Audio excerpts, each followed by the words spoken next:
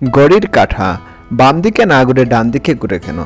আজকের এই অজানা রহস্যময় ভিডিওটি দেখার আগে ওয়ার্ল্ড রহস্য চ্যানেলে নতুন দর্শক হলে চ্যানেলটি সাবস্ক্রাইব করেন।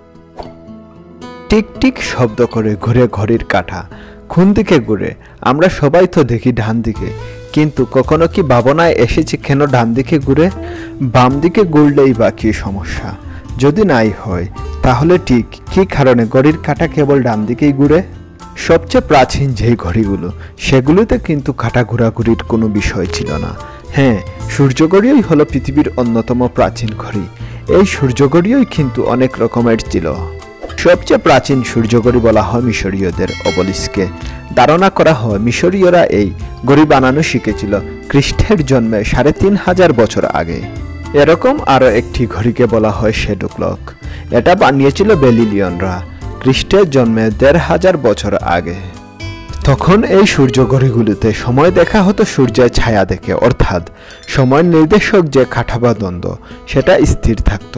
সূর্যের আলোয় সে কাঁটার ছায়ার পরিবর্তন দেখেই সময় হিসাব করা হতো। আর এখনকার ঘড়িতে আবার উল্টো, এই কাঁটাগুলো ঘুরে ঘুরে সময় জানান দেয়। ছায়া দেখার কোনো বালাই নেই।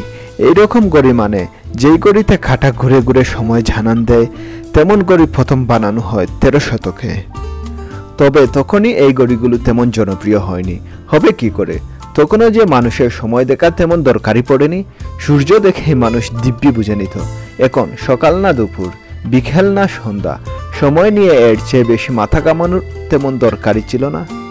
এর মোটামুটি ৪০০ বছর পর ১৮ শতকে যখন কারখানা বসতে শুরু করলো, তখনই মানুষের নির্দিষ্ট করে সময় দেখার দরকার হতে শুরু করলো।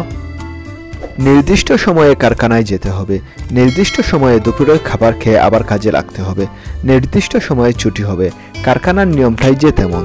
তখন সবার ওই কাঁটাওয়ালা ঘড়ির দরকার পড়ল, যাতে সবাই সময় মতো সব কাজ করতে পারে। ফলে ঘড়িও খুব জনপ্রিয় হয়ে উঠল। এবার একটা হিসাব মেলানো যাক। যে অঞ্চলে পুরনো ঘড়িগুলো তৈরি হয়েছিল, মিশর আর ব্যাবিলন, এগুলো কিন্তু একই অঞ্চলে।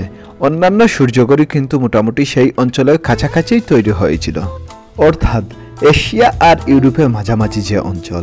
পশ্চিমাদের পরিভাষা অনুযায়ী যাকে এখন বলা হয় মধ্যপ্রাচ্য, মিশর, ইরাক, ইরান, তুরস্ক এই অঞ্চলে।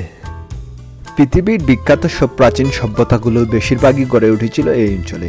যেমন মিশরের মিশরীয় সভ্যতা, ইরাকে মেসোপটেমীয় সভ্যতা, ইরানের পারস্য সভ্যতা, তুরস্ক ও গ্রিকের ট্রয়ের সভ্যতা। আর এ অঞ্চলের ভৌগোলিক অবস্থানের কারণে সূর্যঘড়ির ছায়া দিনের সঙ্গে ক্রমাগত পশ্চিম থেকে পূর্ব দিকে সরে যেত। অর্থাৎ দিন যত গড়িয়ে রাতের দিকে যেত, ছায়া তত পশ্চিম থেকে পূর্ব দিকে সরে যেত। সেখান থেকেই ঘড়ির কাঁটার দিকে ব্যাপারটা এসেছে। সে অনুযায়ী ঘড়ির কাঁটা পশ্চিম থেকে পূর্ব দিকে যায়। এখন প্রশ্ন হলো, পশ্চিম পূর্বের সঙ্গে বাম ও ডান দিকের সম্পর্ক কি?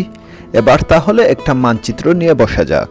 মানচিত্রের উপরে একটা দিক নির্দেশক চিহ্ন থাকে, তার পাশে লেখা থাকে এন বা নর্থ। মানে মানচিত্রের উপরের দিকটা হলো নর্থ, বাংলায় যাকে উত্তর দিক বলে, আর নিচের দিকটা হলো দক্ষিণ।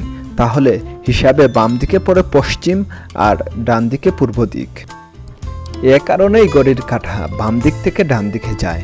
মানে আসলে ওটা বাম দিক থেকে ডান দিকে না বলা উচিত, পশ্চিম থেকে পূর্ব দিকে যায়। আজকের ভিডিওটি দেখে হয়তো বুঝতে পেরেছেন ঘড়ির কাঁটা কেন বাম দিকে না ঘুরে ডান দিকে ঘুরে। আজকের ভিডিওটি এখানেই শেষ করছি। সম্পূর্ণ ভিডিওটি ভালো লাগলে ওয়ার্ল্ড রহস্য চ্যানেলটি সাবস্ক্রাইব করবেন। লাইক, শেয়ার এবং কমেন্ট করে আপনার গুরুত্বপূর্ণ মতামত জানিয়ে দেবেন। ধন্যবাদ সবাইকে।